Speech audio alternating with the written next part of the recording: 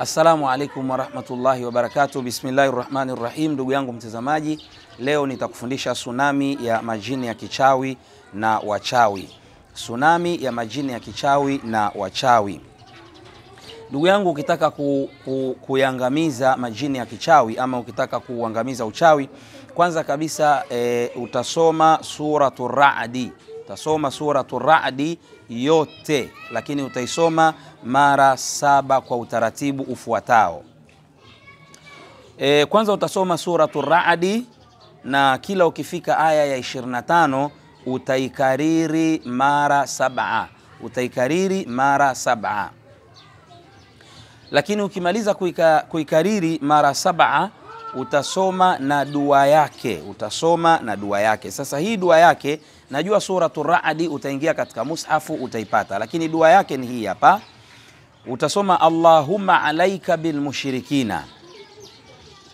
Narudia tena, utasoma Allahumma alaika bil mushrikina, Allahumma akis umrahum, Allahumma akis umrahum wa khudh nadharahum wala tuthabbitu aqdamahum wala tuthabbitu aqdamahum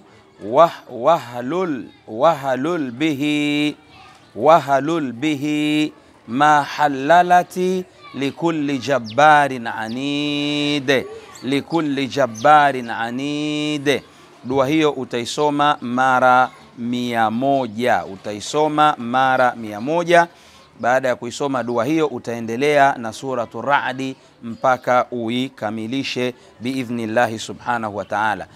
Utaratibu huu utajisomea ama utamsomea mgonjwa kwa muda takriban wa siku 7 mpaka siku 11 biidhnillahi subhanahu wa ta'ala. Kama ana majini ya kichawi, basi utakuwa umeangamiza, kwa sababu hii ni tsunami ya majini ya kichawi na wachawi kiujumla biidhnillahi subhanahu wa ta'ala. Wallahu ta'ala a'lam. Na ukihitaji msaada zaidi utanitafuta, utanipigia 0652286323. Assalamu alaikum warahmatullahi wabarakatuhu.